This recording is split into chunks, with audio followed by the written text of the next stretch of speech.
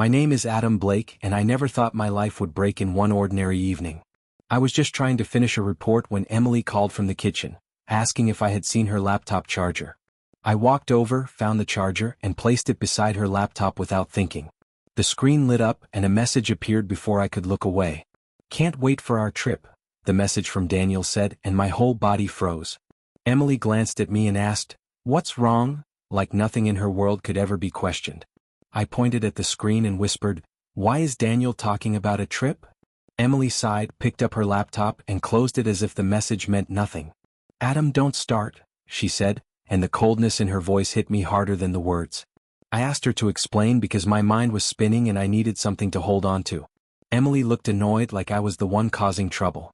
"I'm taking Daniel to Santorini," she said, straightening her blazer like she was giving a business update. My voice cracked when I asked, "Why him?" That trip was ours. She said he understood her world better, that he made better connections, that he matched her pace. I stared at her and felt something inside me fall apart like wet sand. I told her I saved for 2 years for that trip, and she shrugged as if money and effort didn't matter. Then she said, "Adam, please don't make this dramatic," and that was when my heart finally cracked. I looked at her and realized she had already left me long before she spoke those words. I set my engagement ring on the table and said I couldn't stay in a place where I wasn't wanted. Emily didn't try to stop me, she just watched like she was waiting for a car to pass. I walked to the door with my heart dragging behind me like dead weight. When I grabbed the handle, she finally spoke, asking, "So that's it?" as if she wasn't the one who ended us. I told her I didn't have anything left to fight for, not after she chose someone else for the trip meant for us. She looked annoyed instead of sorry, and the last pieces of my hope dropped to the floor. I opened the door, stepped out, and let the cold hallway swallow the future I once believed in. I heard her walking around the flat behind me, her footsteps sharp and irritated, and she said, "You always act hurt when I try to grow." I turned back and told her I wasn't scared of her growth, only of being replaced while I was still trying to love her the right way. She crossed her arms and said Daniel made her feel seen, that he understood the pressure of being successful, and I felt myself shrinking in front of her words. I asked her if she ever thought about what I needed, and she laughed softly, saying I was too emotional for the life she wanted. Her laugh hit me like a slap, and I told her I didn't know she saw my love as weakness until that moment. She said, "You'll understand one day," and I felt something inside me close like a door I would never open again. I walked toward the bedroom to grab my jacket and she followed me, asking why I had to be dramatic instead of supportive. I told her support doesn't mean letting myself be ignored, and she rolled her eyes like I was ruining her mood. She said Daniel pushed her forward, and I asked if she meant he pushed me out of her life because that was exactly how it felt. For a moment she hesitated, and I saw the truth in her eyes even before she said he gave her a better chance at the future she wanted. I nodded, told her I finally understood everything, and said I was done begging for a place in a life she had already chosen to live without me from this day on forward. I slammed the door behind me as I entered my tiny rented room in East London. My hands wouldn't stop shaking. I paced in circles until my phone buzzed. "Where are you?" Liam asked. "At home," I choked out. "Just come. I'm already on my way." When he arrived, I opened the door and barely held myself together. "Mate," he whispered, stepping inside, "you sound wrecked. What happened?" "She lied to me, Liam." She looked me in the eyes and lied. "Emily? Who else?" I dropped on the edge of my bed. "I feel like an idiot." "Tell me everything," he said, pulling up a chair. "I went to surprise her. I thought it would fix things. And then I saw her with him." Liam winced. "Damn. Did she see you?" "Oh, she did. She had the nerve to say it wasn't what it looked like." "And you believed her?" "I wanted to. God, I wanted to." Liam leaned forward. "Listen, she didn't flip overnight. You know that, right?" I rubbed my face. "What's that supposed to mean?" "Think about the signs." I hated how calm he sounded. "What signs?" "Come on," he said softly. "You told me yourself, she changed after she became CO." I swallowed, the truth hitting harder than I wanted. "She was colder," I whispered. "Always busy. Always later." "Exactly. But I thought it was stress," I said. "I thought she cared." "I'm sure she cared," he said carefully. "Just, not enough." The words stung. I stared at the wall. "Remember when she canceled my birthday dinner?" "Said the board meeting ran late." "You told me she didn't even text." "Yeah. She apologized the next day, but now, it feels like she wasn't at a meeting at all." Liam exhaled slowly. I didn't say anything then because you looked happy. I didn't want to ruin it for you. And now I'm telling you because you deserve the truth. I felt something break inside me. You know what hurts the most? I said. Every moment that felt special now feels fake. That's not on you, he said. It feels like it is. It's not. Stop blaming yourself. But I couldn't stop. I kept defending her, I muttered. Even when she pushed me away.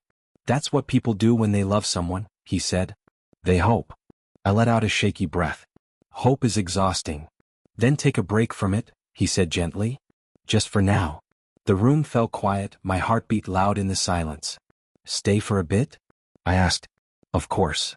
The next morning at work I felt like my body showed up but my mind stayed in that room.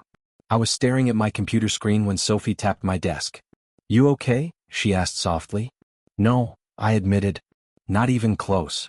She pulled up a chair. Do you want to talk or just sit? Just sit, I said. So she did. After a minute, she glanced at me. Rough night? You could say that. You look like someone stole your soul. I let out a weak laugh. Feels about right. I'm not going to pry, she said. But if you ever want someone who listens more than they speak, I'm here. Her tone was gentle, not intrusive. It surprised me how comforting that was. You're kind, I said quietly. Not kind, she replied. Just familiar with pain. The honesty in her voice made my chest tighten. Well, thanks for sitting with me, I said. Anytime. As she walked away, the room felt slightly less suffocating, though the emptiness still clung to me. I couldn't escape the storm inside me, but at least for the first time since everything shattered, I didn't feel completely alone. I was scrolling aimlessly when the first photo hit my screen. Emily and Daniel, standing in front of the Santorini cliffside I once showed her in a travel brochure. My chest tightened. More pictures followed. Her in the blue dress I bought her, him with his arm around her waist, both of them smiling like nothing in the world had ever hurt. I whispered, "You've got to be kidding me," though the room was empty. My hands trembled as I zoomed in. They were standing in the exact spot I booked months ago. The one I told her I wanted to propose at someday. Why there? I muttered. Why everything I planned? My phone buzzed with another notification. Emily had posted a video, her laughing while Daniel spun her around. I felt something inside me rip. My thumb hovered over her profile before I finally said, "Enough," and blocked her. It didn't help. The damage was already clawed into me. I sat on my bed with my face in my hands until my door rattled. "It's me," Liam called. "Open up." When he stepped inside, I held up my phone. "Look," I said. "Just look." The moment he saw the photo, he winced. "Damn, Adam. I'm sorry." "She took him to our place," I whispered. "She used everything I planned. Everything I saved for." "She's crueler than I thought," he said. "She looks happy," I said bitterly. "Like she never loved me at all." "She's chasing attention, not happiness," he replied. I stared at the wall, my voice shaking. "I feel sick." "That's why you're leaving the house," Liam said. "I don't want to see people." "You need air," he insisted. "Come to the bar with me. It's quiet. I promise." I didn't want to move, but the pain felt too heavy to sit with. "Fine," I said. "One drink." The bar near the Thames was warm and dim. The soft music made the world feel less sharp. I sat at the counter while Liam ordered. A woman approached, placing a coaster in front of me. "You look like someone punched your soul," she said gently. I blinked at her. "Is it that obvious?" "Pretty much," she said, offering a small smile. "I'm Grace." "Adam," I replied, trying not to sink further. "Rough day?" she asked. "More like a rough life," I muttered. She leaned on the counter. "Some people break us without even looking back. It says more about them than us." I let out a sad laugh. "You don't even know me." "I don't need to," she said. "Pain has a face. Yours is one I've seen before." I stared at her, unsure how a stranger could read me so easily. "What do you think I should do?" I asked quietly. She folded a napkin and slid it toward me. "Sometimes losing someone is the only way to save yourself." Her words hit me harder than the pictures did. "I don't know how to let go," I whispered. "You will," she said. "When keeping them hurts more than losing them." Liam returned with the drinks. "Grace giving you life advice?" "She's better at it than you," I said. Grace laughed. "I've just seen too many broken hearts at this counter. People survive worse than what you're feeling." I nodded slowly. "I'm trying." "That's enough for tonight," she said. We stayed for an hour talking about anything except Emily. By the time we left, my chest still hurt, but the air felt easier to breathe. When I got home, I dropped onto my bed. My phone vibrated. Emily. I almost ignored it, but curiosity poisoned me. Her message was long, too long. She wrote that I was too soft, that I didn't fit her lifestyle anymore, that Daniel made her feel alive in ways I never could. She told me she needed someone on her level. She blamed me for not being enough. I stared at her words until they blurred. This is it, I whispered. This is my breaking point. I deleted the message, blocked her again, and finally, let the last piece of her fall away from me. You look different, Grace said as she leaned on my cubicle wall after lunch. In a good way. What's going on with you? I think I finally got tired of feeling like a ghost, I told her. So I'm trying something new, actually showing up for my own life. She smiled like she'd been waiting for me to say that. About time. Her teasing made me laugh, and hearing myself laugh still felt strange, like testing a muscle I hadn't used in years. That morning had started with a jog. My legs burning, my breath uneven, but my mind steady. I'm doing this, I'd whispered. For me. By midweek, Harrison called me into his office. My stomach tightened, instinctively expecting criticism, but he nodded toward the empty chair with an approving grin. I've noticed your work lately, he said. You stepped up. Initiative, clarity, follow through. I blinked at him, unsure how to respond. Thank you, sir. I'm trying. You're doing more than trying. The leadership project launching next quarter, I want you in the core team. My heart jumped. Me? Are you sure? Yes, he said. You've got potential you haven't tapped yet. Walking out of his office, I felt something inside me settle, like a piece clicking back into place. Later that day, Sophie passed my desk and nudged a cup of coffee toward me. You look too serious. Drink this. I'm not combusting, I protested. You are. Quiet combusting. She scrunched her nose and I laughed again. Felt good. Like I was remembering something. I wasn't always miserable. After work, Grace caught up with me in the parking lot. You know, she said, you don't give yourself enough credit. For what? For surviving. And for deciding that being here isn't enough. You want to live. I stared at my reflection in the car window, sweaty from jogging, tired from the day, but somehow lighter. I'm figuring out who I am without her. And? I think I'm starting to like the guy I'm finding. Grace bumped my shoulder. Good. Because I like him too.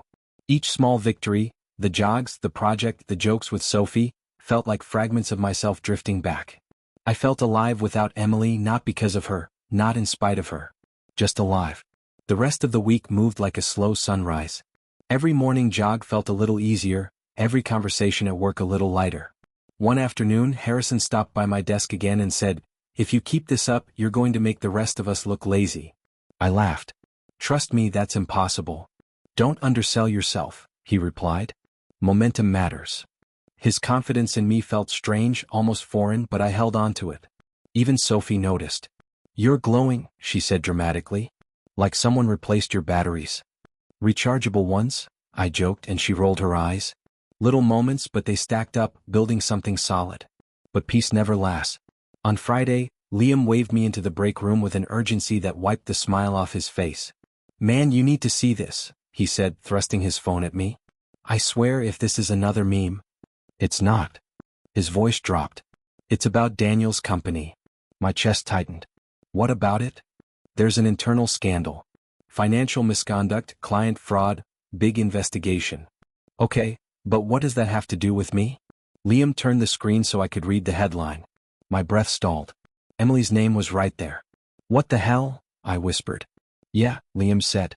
She's tied to it. Shock mixed with something darker, something close to satisfaction. I don't want to feel good about this, I muttered. You don't have to, he said. But you're allowed to feel something.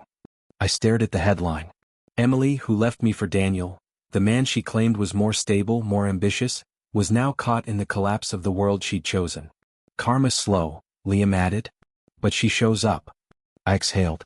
I didn't ask for this. No. But you're not the villain. I looked at the hallway where my life, my new life, was waiting. For the first time, I didn't feel like chasing the past. I didn't feel angry. I just felt free. I choose me, I whispered. The news hit me on a cold Thursday morning when Liam burst into the break room saying, turn on the TV. I did, and my heart twisted as the anchor said Daniel's company was under investigation for financial misconduct. Then she said Emily's name. I felt my chest tighten. You okay? Liam asked. I don't know, I answered. Hearing Emily linked to a scandal sent a shock through me, pain, anger, and a strange satisfaction. Grace walked in and whispered, clients are pulling out. People are questioning her leadership. I nodded. I never wanted this, but I can't deny it feels like karma's first step. My phone buzzed. Emily. I stared at her name and let it ring. Then again. And again. I ignored every call. Silence felt like power and I held on to it. The next day Harrison called me into his office. I'm giving you the lead presentation for Monday, he said. I gasped. Me? Why? Because you're ready. And I trust you. I walked out shaking. Liam saw my face and said, good news? Huge and terrifying, I admitted. Sophie joined us and clapped. We're helping you, no arguments. We spent the evening in a conference room going over slides. Sophie kept telling me to slow down. You rush when you're nervous, she said. Breathe. Own your voice. Liam added, and stop apologizing. You're the lead. Act like it. Their confidence wrapped around me like armor. Between practice, my phone kept vibrating. Emily left voicemail saying, please call me. I need to explain. But I didn't. I felt the shift in my life and I wasn't letting her drag me back. She's scared, Grace said when I mentioned the calls. Let her be scared. You're doing something for yourself now. I nodded, feeling a strange calm. The world she chose was burning and for once I wasn't the one hurt. Monday loomed but I wasn't afraid. I felt supported in ways Emily never gave me. Karma was walking, slow but steady. That night we met again to run the presentation. Start from the top, Sophie said. I cleared my throat. Good morning everyone, I practiced. Liam cut in. More confidence. You're selling a vision, he said. I tried again, letting my voice steady. Sophie smiled. Better. You're starting to sound like someone who believes in himself. I felt heat rise in my cheeks. I'm trying, I said. Trying? No. Liam shook his head. You're doing. Big difference. We ran through the slides again, this time with me standing taller. My phone buzzed once more. Emily. I let it vibrate on the table. Sophie glanced at it. You don't have to answer, you know. I'm not. Good, Liam said. Let her wait. She never waited for you. The thought hit hard because it was true. Back then I would have answered on the first ring. Now I was choosing myself. Grace stopped by with snacks. Break all of you, she ordered. We sat down, laughing at her bossy tone. Seriously though, she said, you're doing something huge. Don't let guilt ruin it. I'm not, I said. I'm just processing. Liam nodded. Let the past burn, man. Focus on Monday, Sophie added. I took a deep breath. Yeah, Monday. And me. I'm finally choosing me. When I left the office that night, the sky was deep blue and my phone buzzed one last time. I didn't look at it. I just whispered, not tonight. For once I felt ahead of the storm, not inside it. Their world was starting to burn and mine was finally starting to rise. I felt ready. I was sitting on the couch, my laptop open, pretending to work when there was a sharp knock at the door. My chest froze. It was too precise, too sudden, too familiar. Who is it? I called out. Adam, it's me, Emily's voice trembled. I didn't move at first. Something inside me bristled, cold and sharp. I didn't want to answer, didn't want to see her. But the knock came again, louder. I need to talk to you, she said. I swallowed hard and walked to the door. My hand trembled as I unlocked it and then she was there. Emily, looking small, vulnerable, a stark contrast to the confident woman I remembered. Emily, I said flatly. Adam, please, she started, her voice breaking. I messed up. Daniel, he used me. I didn't mean to, he lied. I miss us. I stepped back, keeping the door slightly closed. My heart shouldn't have felt anything, and yet it raced. But there was also a strange strength, a distance inside me I hadn't felt before. You don't understand, she said, tears streaming. Everything I built, it's falling apart. I need you. Please, Adam, come back. I let her speak. I let the words wash over me. I nodded slowly as if I were listening to someone else's story, not my own betrayal. She choked. I never should have left. I thought Daniel was what I needed. But he's gone and I'm alone. I'm sorry. I miss us so much. I stayed silent. I didn't interrupt, but I didn't soften either. Inside I was numb. Her fear, her tears, her panic, none of it moved me the way it used to. Adam, please. Just one chance, she begged. I'll fix everything. Oh. You broke something in me I can't fix, I said finally, my voice low, steady. Her eyes widened, a gasp escaping her lips. No, you can't mean that. I do, I said. I loved you. I trusted you. I gave you everything, Emily. And you chose someone else. She stepped closer, reaching for my arm. Adam, wait, don't, please. I stepped back sharply, shaking my head. Don't touch me. Tears streamed down her face. I can't lose you like this. I can't, she whispered. You already did, I said. And I won't pretend it didn't happen. I won't let you undo this, Emily. Not anymore. She dropped her hands to her sides, shoulders trembling. I was wrong. I see that now. Please, just a conversation. Just let me explain everything. I've heard enough, I said. I don't want your explanations. I don't need your apologies. You made your choice. Her voice cracked. I love you. I always did. Can't we start over? I shook my head. You destroyed what we had. You can't put that back together with words or tears. Not with me. Her knees weakened and she sank to the floor, crying. Adam, please. Don't. I closed the door gently but firmly. I leaned against it, my back pressed to the wood. I could still hear her sobs through the thin walls. My chest was tight, but the coldness inside stayed. I breathed in slowly, feeling the strange strength that had grown over the past weeks. For the first time in a long time, I felt clarity. I wasn't angry. Not anymore. I wasn't hurt. Not in the way I had been. I simply wasn't hers anymore. I exhaled, letting the sound fill the quiet apartment. No regrets. Not a single one. I turned back to my living room, to my life, and whispered softly to myself, not mine. Never again. The conference room felt larger than usual as I stepped up to present. Harrison had left me alone with the board, giving me the full stage. My hands trembled slightly, but I forced myself to breathe. Good morning, everyone, I began, voice steady despite the nerves. Sophie's eyes caught mine from the back. She gave me a small nod. Grace was leaning against the wall, arms crossed, smirking like she knew I could do this. I've prepared a strategy for the expansion project, I continued, flipping through my slides. Our goal is to improve efficiency and increase client engagement across all departments. One executive raised a hand. Adam, these projections, are they realistic? Yes, I said firmly. We've run several models and the data supports this approach. Implementation is feasible within 6 months with the current resources. Another voice asked about risk. I explained the contingency plan, my confidence growing with every answer. When I finished, Harrison stood and clapped loudly. Fantastic work, Adam. Clear, precise, and impressive. The board members nodded, some murmuring approval. I felt my chest swell in a way I hadn't in months. After the meeting, Grace rushed over. You killed it, she said, grinning. I laughed, shaking my head. I think I actually survived. You did more than survive, Sophie said, hugging me tightly. You owned it. Liam appeared behind us, smirking. Look at you, comeback king. Didn't even break a sweat. I chuckled. Thanks, I guess. Feels surreal, honestly. Surreal? Grace teased. You just showed everyone you're unstoppable. I know, I said, smiling. It's just unreal. I never thought I'd feel this way after everything. Everything? Sophie asked gently. I sighed. You know, Emily, Daniel, all of it. Grace nodded knowingly. Good riddance. You have a life now that's yours. Own it. Later that evening, I caught up on the news. My eyes widened. Emily's company had suffered a huge blow. Daniel had vanished from the public eye entirely, and she was left to handle the fallout alone. Wow, I muttered. Karma works slow, but it works. Liam nudged me. Careful, man. Don't let it make you smug. I'm not smug, I said, though I couldn't stop the small grin. It's ironic. She left me for someone she thought was better, and now she has nothing. Grace smiled.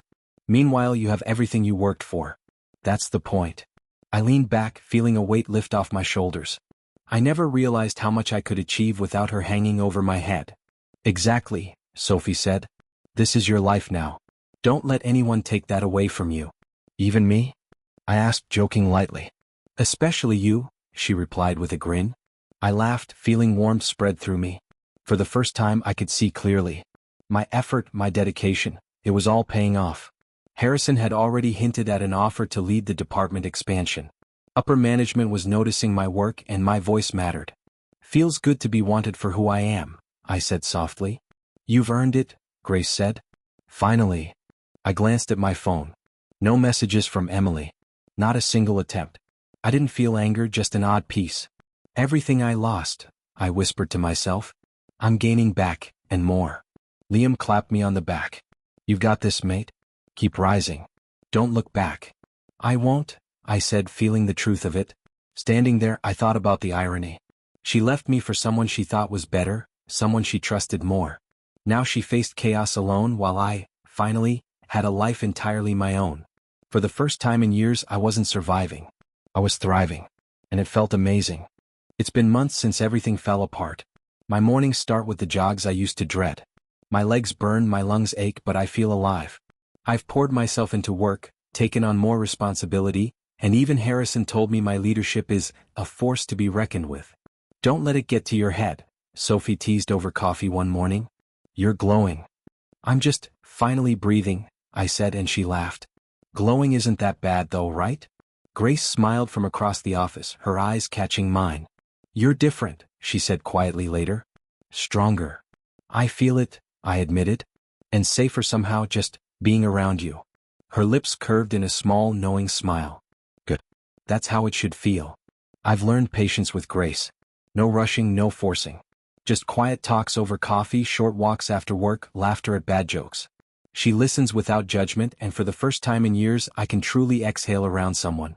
My phone buzzes occasionally, Emily's name flashing on the screen. I scroll past, ignore, sometimes just stare at it before silencing the notifications. She hasn't given up, but I have. One evening, I'm walking along the street near the Thames, the city lights reflecting on the water, when I spot her. Emily.